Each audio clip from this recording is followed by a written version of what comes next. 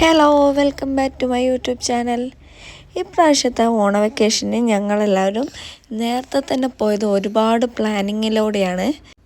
എല്ലാവർക്കും സാരി എല്ലാം എടുത്ത് സെറ്റായി പുറത്തൊക്കെ ഒന്ന് പോയി ഫോട്ടോ എടുക്കണം, പിന്നെ സദ്യ എല്ലാം അടിപൊളിയാക്കണം, അങ്ങനത്തെ കുറേ ഉദ്ദേശങ്ങളൊക്കെ ഉണ്ടായിരുന്നു. ഞങ്ങൾ പ്ലാൻ ചെയ്തതൊന്ന്, നടന്നത് വേറെ ഒന്ന്. ബർത്ത്ഡേൻ്റെ അന്ന് തുടങ്ങിയതാണ് അന്നുവിൻ്റെ പനി. ആ പനി ഇതുവരെ മാറിയില്ല. അങ്ങനെ നമ്മുടെ സദ്യ ഉണ്ടാക്കുന്ന ആ ദിവസം തന്നെ അതിൻ്റെ തലേ ദിവസം തന്നെ ഞങ്ങൾ ഹോസ്പിറ്റലൈസ്ഡായി. എനിക്കാണെങ്കിൽ ഹോസ്പിറ്റലിൽ നിന്നിട്ട് ഒട്ടും സമാധാനം ഉണ്ടായിരുന്നില്ല. ഈ ഒരു സംഭവങ്ങളൊക്കെ ഒന്ന് സെറ്റായി കാണാനൊക്കെ ഭയങ്കര ഒരു ആഗ്രഹമായിരുന്നു.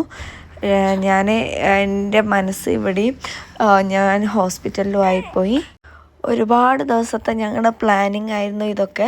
പക്ഷെ അതൊക്കെ ഒറ്റ ദിവസം കൊണ്ട് എനിക്ക് അതിലൊന്നും പങ്കെടുക്കാൻ പറ്റില്ല എന്ന് പറഞ്ഞപ്പോൾ എനിക്ക് ഭയങ്കര വിഷമമായി. എന്നാലും മോളെ കാര്യമല്ലേ വിചാരിച്ചിട്ട് ഞാൻ ആ വിഷമമൊക്കെ സഹിച്ചിരുന്നു.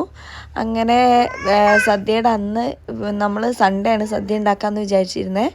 ആ ദിവസം ആയപ്പോഴത്തേന് ഞാൻ ഡോക്ടറോട് ചോദിച്ചു, ഉച്ചയ്ക്ക് വീട്ടിലൊരു ഫംഗ്ഷൻ നടക്കുന്നുണ്ട്, ഒന്ന് പോയിട്ട് വരട്ടേന്ന്. ഹോസ്പിറ്റൽ വീടിൻ്റെ അടുത്ത് കുറച്ചടുത്ത് തന്നെ ആയതുകൊണ്ട് നമ്മളോട് പോയിക്കോളാൻ പറഞ്ഞു.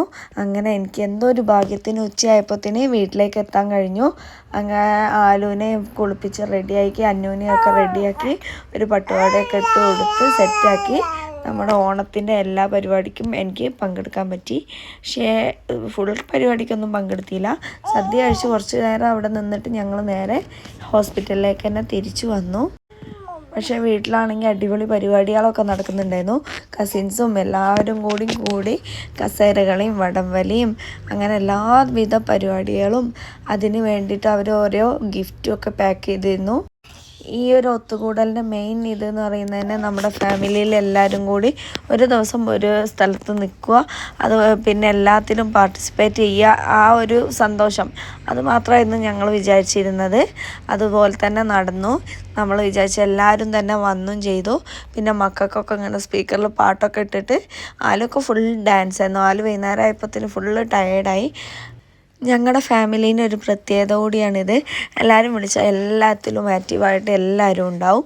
അത് പ്രായമായവരാണെങ്കിൽ ഒന്നിനും എതിരെ വെക്കില്ല. എല്ലാവരും എല്ലാത്തിനും കൂടി എൻജോയ് ചെയ്യും. ഇതൊന്നും കാണാൻ പറ്റാത്തതിന് എനിക്ക് ഭയങ്കര വിഷമമുണ്ടായിരുന്നു. എന്നാലും കുഴപ്പമില്ല, എല്ലാവരും അപ്പോൾ സമയത്ത് വീഡിയോ കോൾ ചെയ്തിട്ടും അതുപോലെ ഞാൻ എപ്പോഴും വിളിച്ചിട്ടൊക്കെ നമ്മൾ അപ്ഡേറ്റ് ചെയ്തിരുന്നു. ഞങ്ങളുടെ ഫാമിലിയിൽ എല്ലാവരും കൂടി ചേർന്നിട്ട് നല്ല അടിപൊളിയായിട്ടുള്ള സദ്യയായിരുന്നു ഉണ്ടാക്കിയത്. അത് കഴിക്കാൻ വരാൻ പറ്റിയതിന് എൻ്റെ ഒരു ഭാഗ്യമായിരുന്നു. അഡ്മിറ്റ് ആവുമെന്ന് ഉറപ്പുള്ളത് കൊണ്ട് തന്നെ ഞങ്ങൾ ആ ദിവസം പെട്ടെന്ന് തന്നെ സാരിയൊക്കെ ഒന്ന് മാറ്റിയിട്ട് കുറച്ച് ഫോട്ടോസൊക്കെ എടുത്തു. ആ ഫോട്ടോസ് അതിനിത്. അപ്പോൾ എൻ്റെ സൗണ്ടൊക്കെ പോയി കിടക്കുവാണ്. ഞാനും ഒട്ടും ഓക്കെ അല്ല. അപ്പം നമ്മുടെ വിശേഷങ്ങൾ ഇത്രയേ ഉള്ളൂ. എല്ലാവർക്കും ഇഷ്ടമായെന്ന് വിചാരിക്കുന്നു. ഒരുപാട് ദിവസമായി വീഡിയോസൊക്കെ ചെയ്തിട്ട്. ഇഷ്ടമായിട്ടുണ്ടെങ്കിൽ ലൈക്ക് ചെയ്യണം, ഷെയർ ചെയ്യണം, സബ്സ്ക്രൈബ് ചെയ്യണം. അപ്പോൾ ഡെയിലി വ്ളോഗ്സായിട്ട് ഇനി വീണ്ടും കാണാം. Bye bye.